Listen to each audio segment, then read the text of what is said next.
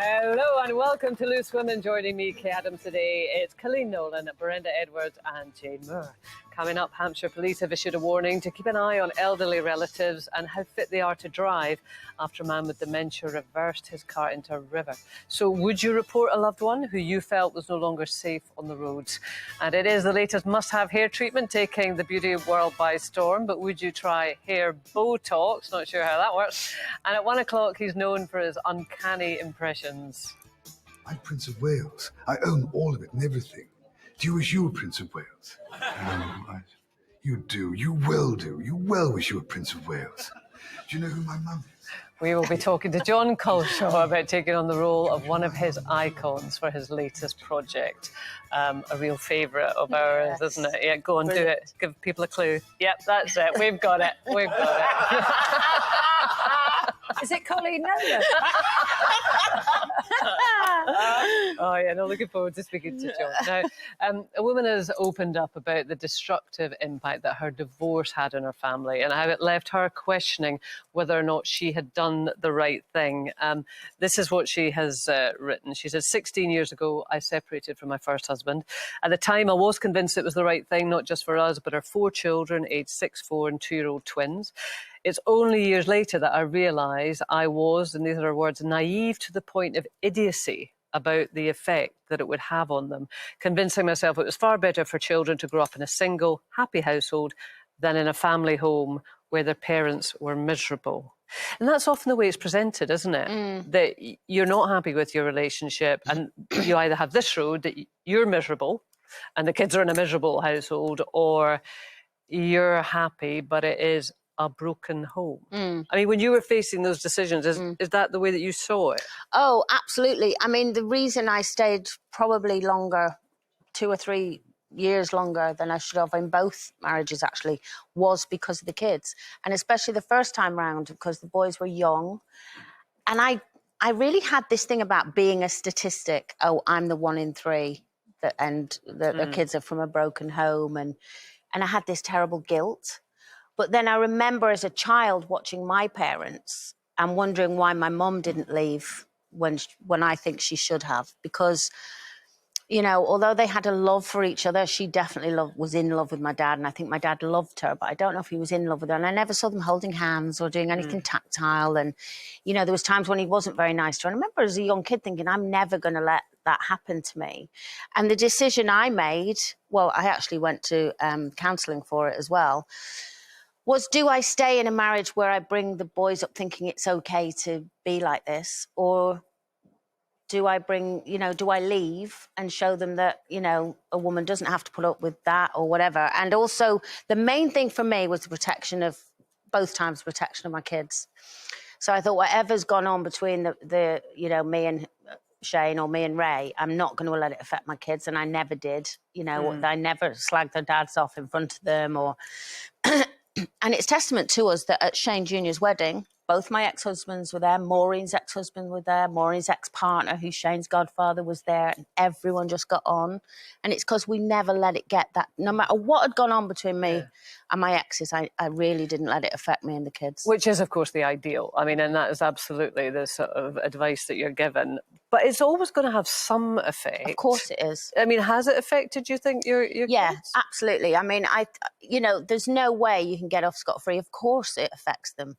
But you can hopefully lessen the damage that it does. It's always going to damage them to a certain extent. And I think she's right as well about being naive to think that won't happen. And equally, all the people you've met, all the families that have bonded, because you kind of lose all of that when you split up. You know, you're losing people that have been best friends with you or related to you by marriage for 20 years, and all of a sudden they're gone because you can't stay friends with everyone. No.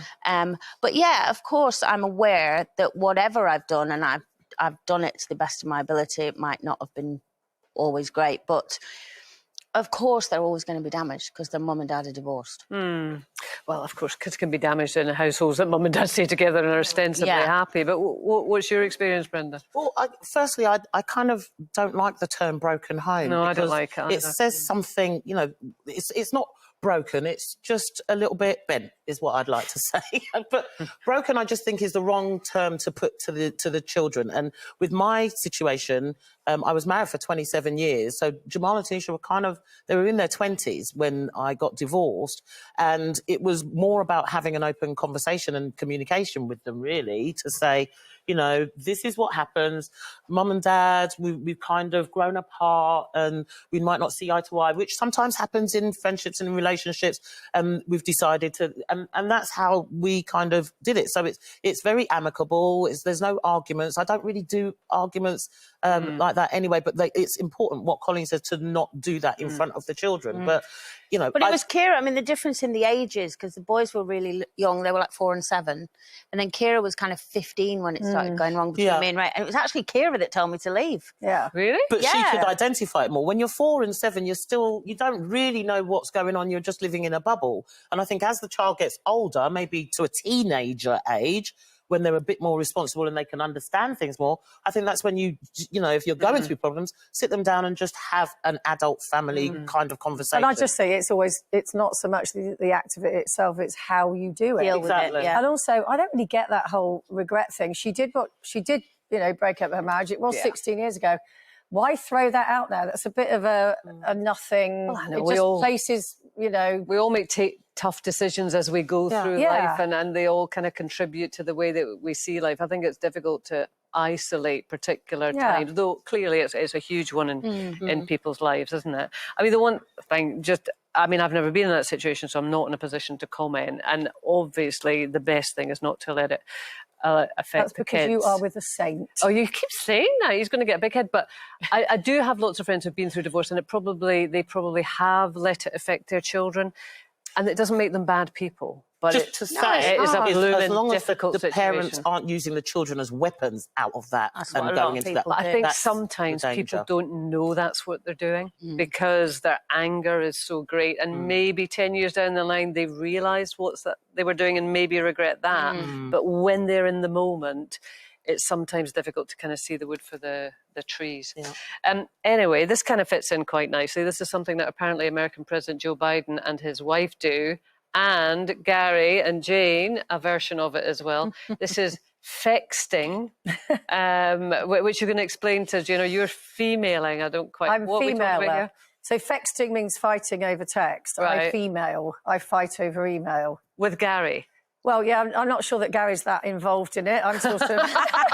I'm probably fighting with Gary, and he's like, quite often, you know, if we have an argument, he'll suddenly go at the end of it and go, and please don't send me an email. Because I suppose because I write for a living, that's how how I'm comfortable expressing myself. Like a painter would go and do a really angry painting, maybe. I write, and I write down my... you know, how I see what's just been said. And also I think in a lot of relationships, you know, you come back to something and they'll go, well, you never said that. And you think, oh, if only I had recorded that or whatever. So I put things in writing so that But you rant and rave in your email? No, I mean, I might write in anger, but I never send in anger. I'll look at it the next day and I'll go, oh, yeah, that's a really good point, but it's a bit angry. I'll take the anger out of it. And if you're with someone who you're arguing with, or not arguing with, but trying to have a discussion with, who A, isn't listening, or B, is just shouting at you, so you're not getting anywhere. Or leaves the room. Sometimes I write letters because I think you can get they have to read it. Yeah. And you can get everything down that you need to say. But I'm like Jane, I write it and rewrite it. Because sometimes if you write in anger, you read it back and go, oh, that sounds terrible. Yeah. But then is it not frustrating? I love texting it as well. I can see there's some sort of therapeutic value of writing everything down. But then if they don't reply, does that not make you even madder? Or they don't reply in the way that you want them to reply? I mean, it could get pretty nasty, can it not? Well, it has on text with me. You know, when me and my sisters fell out all those years ago, seems ridiculous now, that all started with texting. That was all angry texting, and it just grew and grew and grew, and then there was things you couldn't take back. And also the problem with texting is you tend to do 2 or 3 lines and press send, and you haven't really... because of that moment of what happened then, I have really learnt from that and thought, whenever I'm angry or upset about something, I'd rather walk away for an hour before I react to it. Because I think if you can walk away, calm down, then you're sending a you know, an informed text rather than just an angry one. I think it's the same whether you're sending a text or whether you say it from your mouth. With me, you can't take back the talk. Once it's out, I'm not taking it back. I've said it, and that's how I mean it. And with a text, it is going to get chucked back at you, or you wrote this, or I can't be doing with that. If we can't talk it out, then there's no point. We might as well just forget it, move on, and don't talk about it again. Yeah, but do you not think if you're really angry about something and you spout it with anger and then later on think, actually, that was a bit harsh? No, I don't do that. No, I don't You never go back and apologise? No, because I try to think before I open my mouth. And if I'm going to say it, I'm saying it. If I've said something wrong and I've said this, I will apologise and come back once I've thought about it. Yeah, maybe. that's what I mean, yeah. But it's very rare that if I'm saying something, that's what I mean. What do you do? Because you're quite argumentative at times. I am. Well, the thing is, I'm argumentative about, issues, opinions, things out in the public domain, but I'm not argumentative in relationships.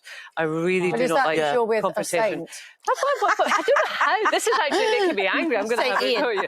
Ian is very, very laid back. There's no doubt about it. And what would worry me about us texting, fixing, whatever it is we're both very easily hurt. And I think if something was down there, in written form that was insulting, we would both find it really difficult. So we have a wee sulk, we go to sleep, we get up in the morning and we carry on with our day. Not very mature, but there you go. After the break, one police force has issued a plea to keep an eye on your elderly relatives in case they're no longer fit for the road after a man with dementia reversed his car into a river. So would you report a loved one if you felt they were too frail to drive? We'll see you after this.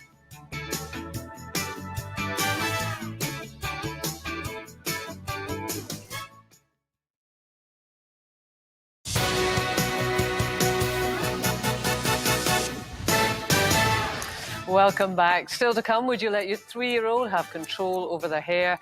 And at what age would you let your child dye their hair? And at 1 o'clock. You are never going to get nowhere in business unless you start talking. It's all about good communication. A bit like this. Bean, you're fired. That's just what I was about to say to you, Colleen. Find out what happened when Jon Culshaw came face to face with the real Alan Sugar. That was good, that, do you think? Yeah, it was good. Yeah, thanks. It's competition time now. Here are all the details you need to enter. Tasha, you know what they say, you can take the couple out of Love Island, but you can't take the Love Island out of the couple. Andrew, I don't think anyone has ever said that, but you are kind of right, as we are back on your home island of Guernsey. Giving the viewers a chance to win £50,000 in tax-free cash, courtesy of Megabus. But you won't have to spend that money on any new gadgets, because we're also throwing in this great gadget bundle which includes a brand new iPhone, iPad and a MacBook. Just imagine having £50,000 on all those gadgets this autumn, but don't hang about because lines close today, so grab your phone, laptop or pen and paper and get entering right now. Good luck. For your chance to win, text price to 81119. Text costs £2 plus one standard network rate message. Go to the website, entries cost £2. Call 09068 78 119. Calls cost £2 plus your network access charge. Or post your name and phone number to DY34 PO Box 7558 Derby DE10NQ. Entrance must be 18 or over. Lines close on Friday 26th of August at 3 p.m. Good luck! Now, here's a question for you. What do you do when you think an elderly relative might not be fit for the roads anymore? It's an issue that has been highlighted by Hampshire police after a man with dementia reversed his car into a river. Thankfully, he was okay, but it got us thinking, would you report a relative if you did feel that they were incapable of driving safely? I know I've been through this one. Jane, you had to think about it in your family too. Yeah, I mean, I wouldn't report a relative. No, I would have the conversation with them, and it's a really, really hard conversation to have because, a car is a big signal of independence, isn't it? And I love my car. When I get in my little car and I'm driving, I feel free. I feel independent. I love driving, and I know the day that one of my kids says to me, "Come on, you can't drive this anymore," I'm going to be devastated. And I had to have that conversation with my mum because her eyesight is not great, and there hadn't been an incident, but I could anticipate that there could be an incident that could be devastating not just for her but for the whole family. You just don't know what's going to happen, and you do have to yeah, you do have to face up to that reality. So I sat her down and she was not pleased, and she still goes on about it now. But I just took the keys. Yeah, well, God, I had that with, well, I didn't have it with my dad so much because my mum was still there and she was the boss. But Dad had a couple of little accidents. Thankfully, nobody was hurt at all. They were very, very minor. But there was probably a period of some months whereby, you know, it was a sort of slow realization. But, I mean, as you say, Jane, you are taking away The last bit of independence, so much. really. And it's also a sense of self. Yeah. Because, you know, you think when you pass your driving test when you're 17, well, I don't know if young kids will do it these days, but certainly when we were that age, I mean, that was mark of adulthood. You were definitely entering into, you know, that phase of independence in your life, control over your own life. And to have that taken away, it's not just about getting around the place, is it? It's about being that self-sufficient, autonomous being. And there's lots of younger drivers that have accidents and behave recklessly. So it's not about that so much. It's about reaction time. And particularly with my mum, it was just eyesight. But I'd be equally reluctant to put my 17-year-old into a fast car because I wouldn't feel that they had the experience. I think that sorry, Brenda, I think that's the thing. I mean, sometimes when they go, like even in that example, you know, he was going to nearly reversed into a river. I also think that sometimes as soon as a person over a certain age makes one mistake, everyone jumps on they're too old to drive. They shouldn't be driving. Yeah. You know, I've made so many mistakes when I've been driving. You know, I drove through my garage doors because I thought I was in reverse. You know, and I was 23 and I absolutely battered the garage doors in. I'm like this and went straight through. It was like a comedy sketch at the time.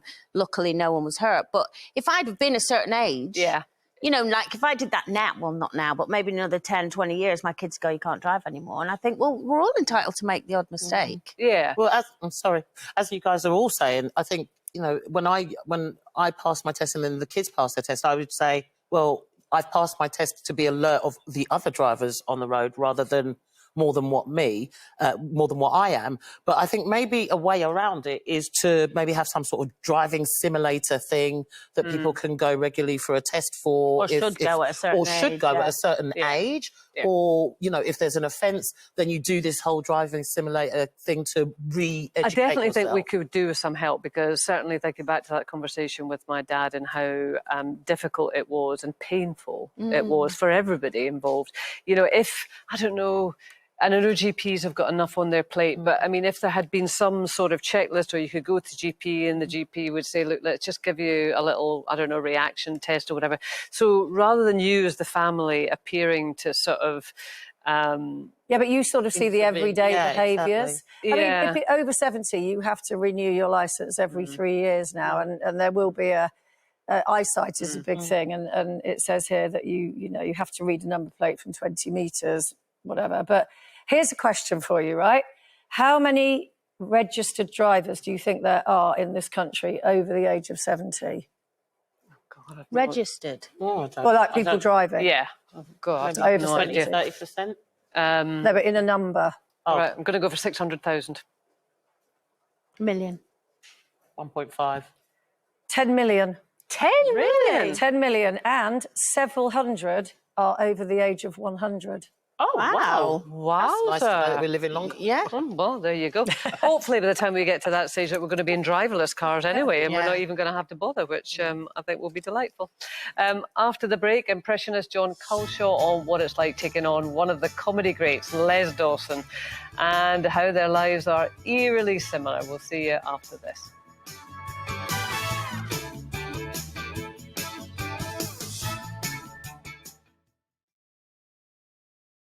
It's been over 2 long years, but we've missed you and we want to see your faces right here. That's right, we are bringing our live studio audience back. Hello, audience. We've got big guests and all your favourite panellists. All we need is you. Go to itv.com/loosewomen to apply for free tickets for September and beyond. Welcome back to Loose Women. Alongside me, Kay Adams, it's Colin Nolan, Brenda Edwards and Jane Moore. Coming up, would you get Botox, but for your hair? Find out what that's all about at 1:15. And on the subject of hair, at what age would you let your kids dye theirs? Now, have you heard of Wagworks? It's not a meeting place for footballers' wives. It's a £45 a month private members club for dogs. Yes, and that's just for the membership. You've got to pay on top of that, obviously, if you want to use their facilities. So they offer things like barn-style dining and time-out huts, a resident trainer and behaviourist, piped music, mostly classical. We'll all go. None of your stuff. I play classical music with my dogs. Oh, do you? I do, yeah. Do you really? I do when I'm going out. Put classic radio Why? on for them. It's meant to be very calming for them. You're meant to do it when there's fireworks and things like that. You blast up the classical music and it keeps them calm. Well, you could send your There they dogs. You could send your dogs to this place then. Not for that price, I'm not. I mean, talk about more money The than world sense. has gone mad. Bonkers. So nobody's applying to join, no? No, but to be fair, I do have a problem whenever I'm going away. You know, if Kira's away as well, I've got like 4 dogs and cats and goats and all of that, and I'm always like, oh, they're going to be on their own for 5 or 6 hours, and I can't stand it. It ruins my night. So I do always think about looking for somewhere that to put me at ease that they would love. Well, why don't they just get a dog walker? Well, it's not a case of walking them. I just don't like them being lonely on their own. Don't appeal to Jane because she is just not going to give you any. If you've got more than one animal, I think it's like Toy Story. I think the minute you've gone out, they're all there. They get their mates round. They've got the TV on. Listen, they eat all the shoes that you've left on the floor. Trust me, I've come home to carnage. They've also got here a quiet reading room where staff will read stories to the puppies silly. and calm and relax them. And they've got an air conditioning system with 6 changes of air per hour. I think we do get a bit loopy about our I could pets, see don't B we? going into... Well, no. Ooh, well, we know that I'm a bit mad about my dog. I wouldn't do this because I'm much more... Yeah, you're worse than me. I'm tighter than I am mad about my dog, you know what I mean? So I couldn't give up the money. But I do... Like, I would never get another puppy. Like, the kids were going on to me, let's get another puppy and it'd be good company for B. And I said, no, I can't do that because B would feel that I had betrayed her and that she would... No, but do you not think that she would? That she would think that I think she's thinking, I'm lonely here while Kay's in London. I need a friend. Yeah, I did the opposite. I bought the boxer. I adopted the Macedonian dog to keep the boxer company because she'd lost a friend, and I got another dog to keep her company because the other 2 were little and she couldn't play with them. But who knew I'd fall in love with goats as well? I never realised. I just thought the goats were cute and they were good fun. And then when they've got ill over time now and again, or they've had to go off to the vet or the hospital, I come away and I'm very choked up. And I actually love my goats. What's the goats called? I need therapy. What are the goats called? Jack and Dave. And Poppy's the mom, and the boys are called Jack and Dave. Right, okay. And Dave wasn't well. Dave's not been well. I wasn't well, no. And when he had to go off to hospital, I was very much... I'm just looking at the expression on Jane's face. Honestly, she's struggling to hold it together, honestly, to be I was honest. so upset because he was looking at me.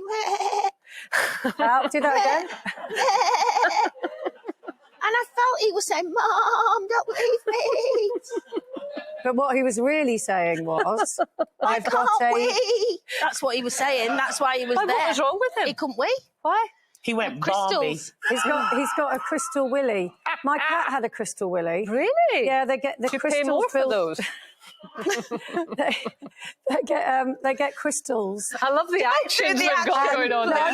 They get crystals in that area and they can't go to the loo. Yeah. So they have very to dangerous have them they're removed. Oh, really? Yeah. Oh, my God. I can see why you were so concerned I was about so Dave now. concerned, yeah. Tell us again what Dave was saying to you. He's going, Mom, I can't wee. Your impersonation skills are unbelievable. Aren't they? But wait for this segue, not as good as the next, guys. No, I don't know. I'd be worried if I was him. Thank you. Yes, can Jon Culshaw do a goat impersonation? That is the question that we want to answer today. He can do every other kind of impersonation, I can tell you.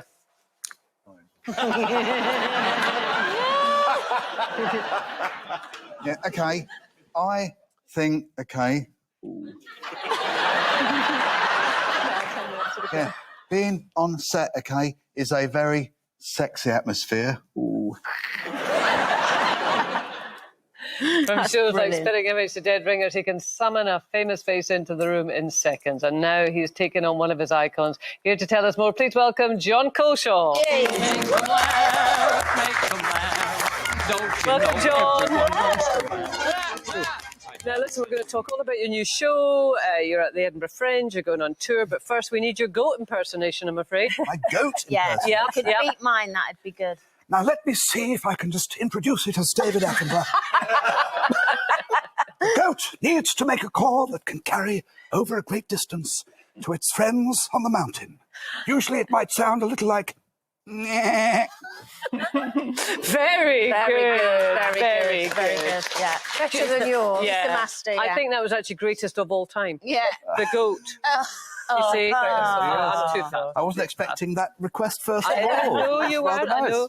So let's talk about your show, Flying High. And so the central character is a great hero of ours and yours, yes. Les Dawson. Yes, dear Les Dawson, our greatest droll comedian. Such a beautiful talent with words. That wonderful lugubrious language. And this wonderful way of describing the show. See, we've gone into the body language already. Sounds just like His him. image. It's so, there's something so comforting and warming about Les. He was so loved. And just recalling his comedy now, something very reassuring about it. It's like a much-loved uncle. Yeah. Coming to visit and say, right, what's going on here then? Let's take a look at what we have here. By Jove, what a very intriguing universe you occupy, you know. So it is lovely to summon all of that. I was saying to the girls earlier that when I was a rookie reporter, he was the first ever celebrity I was sent to interview. And I was so nervous. And I remember walking in, and he was huge on television in those days. And I remember going, you know, like you do when you meet somebody really famous. He was so lovely to me. He was absolutely charming, gave me all the time I needed, really looked after me. He was an absolute delight. He was the loveliest, kindest guy, actually. And I Yes. think it's fantastic now that you're doing this, because I think he deserves it to be remembered. Yes. I don't, you know, to refresh people's memories, or, you know, so I think it's amazing what you're doing. Oh, thank you. Yes, absolutely. He really does deserve it. That whole era of comedy is so golden. We think of Bob Monkhouse, Morecambe and Wise, the two Ronnies. And it's such a rich golden era. It's difficult though, isn't it? Because comedy now, and we have a great sort of deal of scrutiny about comedy and whether or not it's appropriate for the times, and we talk about cancel culture. It's quite difficult for comedy to survive time, isn't it? And of course, Les was a great fan of Sissy and Ada, the two central characters, and the mother-in-law jokes. Do they still stand up, do you think? Yes, I think they do, because they were written with love. Even then, they were written with love, and they were written with a sense of absurdity, whereby you know it's all right. You know that even after the most savage mother-in-law lines, oh, she left her teeth in our bedroom, it was half an hour before they started slowing down. things like that. It's so absurd and lovable that it's okay. I always think that the next word that would have been said in one of those gags was, "But I love you, really." Yeah. It reflected family dynamics and how family members can tease each other. Yeah. So Les, I think, does utterly stand up. His mantra was always, it should be good comedy that comes from within. That's what I'm all about, good comedy that comes from within. And is it right you've got the blessing of his wife and daughter? Oh, yes. Yeah, Tracy and Charlotte have been immensely kind. I remember in our first dress rehearsal in Bury, a theatre in Bury called the Met, and we were doing a dress rehearsal, and Tracy came along to watch, and I could just, in my peripheral vision, I could see her standing there in the wings. And of course, in that dress rehearsal, I ripped my trousers, my big sort of Les Dawson bracelet flew off across the room, and Tracy said, I bet that'll be Les playing with you, winding you up. But yes, the whole family. And you're both Lancashire lads. I mean, you've got a lot in common, and also where your comedy came from. You say a lot came from your mum and your auntie. Yes, exactly. You know, they were, my mum used to rock back with laughter watching Sissy and Ada, because they were just like the women who were her friends and who she played bingo with. Yeah. And those wonderful Lancashire names, characterful names. No, there's me mum there. Hello, mum. She said, that was taken in 1946 when she was 21. Wow. Gorgeous. Wow. Do you notice any similarities between yourself and Les playing that? Wow. I love the pace of his comedy. The way he told those stories. And I do find it very comforting doing the show just to go like that, just to take on that stance. And this feels, oh, this is comfortable, I like this. This is a very nice way to rattle out a few lines and a few anecdotes. And I picture him in my mind's eye, that sort of way that he would look at the screen and sort of... he was brilliant. And the way he played the piano slightly out of tune as well was brilliant. But he was a funny guy, but he did have quite a bit of hardship in his life, didn't he? Yes, and in the play, we talk about quite a lot of that. You know, it took him 16 years to really make it. He really fought on through. He lost his dear wife, Meg, to cancer in 1986. There were moments where, when he wondered whether he could ever find happiness ever again. But with Tracy and Charlotte, he certainly did, like a beam of sunshine. And I remember when Tracy came along, though, they still got a lot of people saying, oh, because she was a lot younger than him, wasn't she? And I remember them going through a hardship of people going, well, she's only with him because he's Les Dawson and she's with him for his money and all of that. But you could just see the love between them. If you knew them, and still there. I mean, Tracy's, loves him as much to this day. When she came to watch the show, the love and the affection and the memory. Palpable. Palpable. So is the show, is it you being Les Dawson telling his life?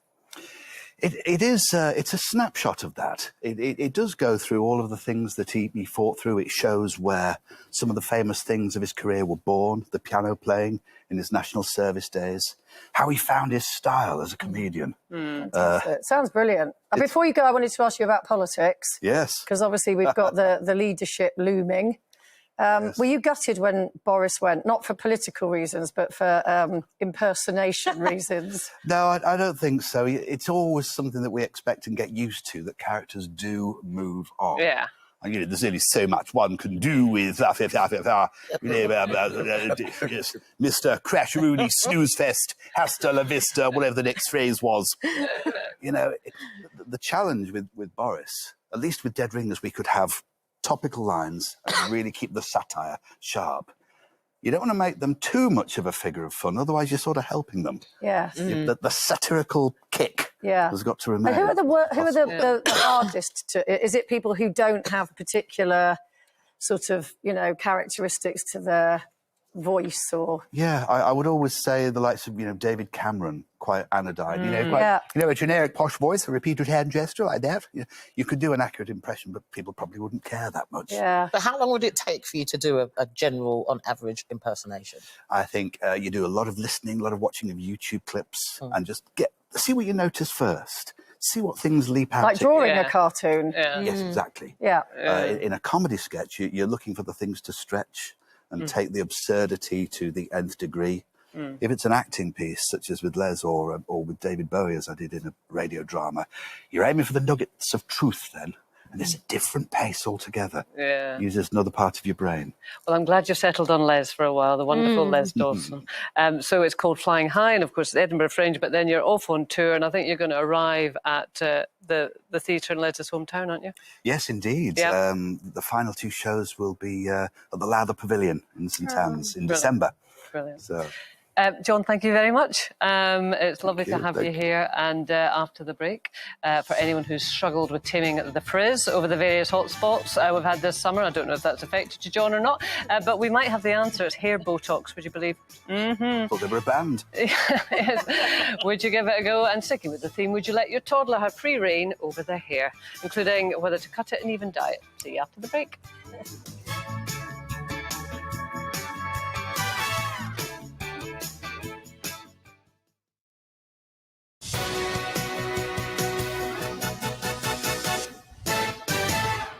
Welcome back to hair-related dilemmas next, but first, competition time again. Here's how to enter to win this week's fabulous prize. Hello from the beautiful island of Guernsey. I brought Tasha back to my home to show her all the sights, but also to tell everyone at home how they could win a prize worth over £50,000. It all starts off with a huge cash prize of £50,000, totally tax-free, courtesy of Megabus. Just imagine having all that money in your bank account this autumn. Think of all the things you could spend that on. Maybe a romantic picnic with a stunning background, a champagne walk along the beach, even hire a camera operator to film them doing slow-mo walks together. But as if £50,000 wasn't enough.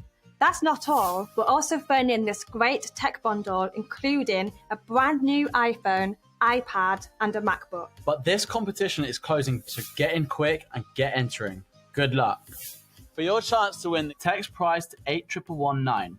Text costs £2 plus one standard network rate message. Go to the website, entries cost £2. Call 09068 78 119. Calls cost £2 plus your network access charge, or post your name and phone number to DY34 PO Box 7558 Derby DE10NQ. Entrance must be 18 or over. Lines close on Friday, 26th of August at 3 p.m. Good luck! There's a new hair treatment taking the UK by storm. It is called Hair Botox. It's meant to smooth the dreaded frizz. There you go. There is a before and after. That is good, actually. It is good. I could do with that. Jane, do you Well, I've had a form of this. So, you know, like we all went and had the Brazilians or whatever it was with all the heavy chemical on the hair. That was not my understanding. I don't think that was hair on your head, was it? No. Is that a confession from Jane Moore there? Different Brazilian. This was the Brazilian gunk that they put on your head, Brazilian blow dry. Okay. But apparently that's got quite a lot of stringent chemicals in it. So then they brought out this other one, which I have had done a couple of times. Not had it done for about a year, as you can tell. But they blow dry your hair into the shape that, once it's on, into the shape that you want. And then you can sort of like blow dry your hair yourself and it looks similar for quite some time. It lasts about two months. Well, even if you wash it yourself, it still stays in and goes, oh. Yeah. It's not Botox, apparently. It's a restorative and yes, they're not injecting hair treatment. It's a combination of ingredients such as caviar oil, antioxidants, vitamin B5, vitamin E, and collagen. There we go. Yeah. Lasts for about 3 months and costs between 100 and 400 quid. What? Yes. Sorry. Oh, I didn't. Sorry, say Brenda. that. Have you woken up, love? I didn't say that. I didn't say that much. Absolute madness. I mean, you know, black women have been getting their hair steamed and take the kinks out and put some process in and put some castor oil and put some keratin and smooth out that frizz for years, and we don't pay £100 or £400 for it. That's just madness. That's teething. Have you seen my hair on holiday, though, Brenda? I mean, it needs a bit of work. In fact, there you go. And let me tell you, that's not just holiday. She turned up this morning. That is very unfair because I was rushing over to have breakfast with you and I just roughly blow dried it. I was being kind. It was her that pointed it out. She went, she wow. did, in quite a smug way. She did. I think you will For agree. £400, I expect it to last longer than 2 months. Yeah. That needs to last. I just go with a frizz. On the subject of hair, though, at what age do you let your kids have full control over what they do with their hair, dyeing it or cutting it? One mental health therapist says that children as young as 3 or 4 can be given some control over their hair decisions. She says it's a vital part of self-expression. So, a 3-year-old, Brenda, let's say, should they have control over their hair decisions? Yeah, right. No, absolutely not. I mean, look, for myself, I took pride in doing Jamal and Tanisha's hair. I used to cane row it when they were first born. I cane row it because it keeps it soft and it keeps it manageable. And then when Jamal had this plait, he had this plait that was just long. And one day he went and got it all shaved but kept the plait, and I was quite proud. And then one day he cut off the plait, and I was really quite distraught because he didn't ask my permission. Not that he should have. How old was he? He was about 16. But anyway, so but with Tanisha, I used to cane her hair. I love braiding hair and finding different hairstyles, and it was good for me because obviously when I was working in accounts and things, you get up early, you're dropping them off, haven't got time to mess about with the hair, so braid it and it stays for a week, 2 weeks, and you don't have to worry about it. And then she wanted to come and cut her hair off. I said no, because I did that and I regretted it because my hair didn't grow back as quickly. So braid it and put a short weave on. You can do that. Don't want to colour it, put a wig on top of it and it still looks good. Sounds such a lot of effort. It's more effort than losing your hair. Not as much effort as losing your hair when you put bleach in it. Well, I suppose, I mean, I thought it was very important for my kids to have self-expression, i.e. I just couldn't be asked. Me too, I'm with you on that. I mean, I wouldn't let a 3-year-old, though, like, dye their hair or... Well, not dye their hair, but I mean, I'd let them put it in silly, you know, I used to quite like when they have all what they call bed hair. Do you know, that sort love of stuck up at the back. I It's love really that. cute. Both of my kids have naturally very curly hair, which is not, my hair is not curly, as you've seen, it's very frizzy. But Ian has got very curly sort of Brian May hair, and they naturally have that. And I just didn't know what to do with it. No. Because, you know, if it's not your hair, I thought, what am I supposed to do with this? So, I mean, I just let it go. And I certainly know Ian's mum used to, you could see her when she came around, she was itching to get in a comb, you know, and to get into their hair, because it did look like a mess, there's no doubt about it. But I thought self-expression was really Well, I important. used to send Kira next door to my next door neighbour before school so she could put French, because I couldn't French plait. I can't do anything with hair. So my next door neighbour used to do it for me, which was quite embarrassing, but very handy. I miss her. I think it's quite nice. Sometimes you have some hair salons now. If you bring your child in, if you don't know how to manage their hair, take them there and they do a little class and show you what to do. But can I just say, I've been shown probably 4 times how to do the French. Me plait. too, I just can't do it. My hands just can't do it. Oh, it's But so Kira, I can do it. Kira bleached her hair, bleach blonde hair, and it was gorgeous. When she did, she looked fabulous. But then she kept doing it for a while, and then all of a sudden her hair, she had it cut once, and then her hair didn't grow past here. And I kept looking at it thinking, she's killing her hair. It was frizzy and dry, and it just wasn't growing. And then finally, she said, actually, I'm going to go, because it was the expense. She said to me, I can't afford it, the upkeep of it. Yeah. And then finally now she's gone back to her original hair, and it's now growing. It's gorgeous hair. Because my daughter did that. She had, my older daughter went peroxide, and it really suited her. But in the end, she said, I can't, because to do it properly, to stop it breaking off, you've really got to treat it and go to a proper place and have it done. It's so expensive. Yeah, and the upkeep, Colleen, do you think that you had self-expression, you know, when you were a child with your hair? What were you trying to express with this photograph? Oh, look at your little face. That's just cruel. Honestly. Tell us what you were trying to that express. was my hair on a good day, let me tell you. I wasn't trying to express anything. My dad was saying, I have 8 children, I can't afford the hairdressers, so I'm going to cut it for her. Oh, did changed a bit. Yeah, no, my dad used to cut my hair, or my mum. Really? You surprised me. I thought you'd gone to a professional salon in London's West End. Is that the end of the show? Oh, my Lord. It was a hair-raising experience. I know. Good. Well done. Unfortunately, we've run out of time to talk about our shame. perms. We'll leave that for another day. Have a lovely afternoon, whatever it is that you are doing. Bye.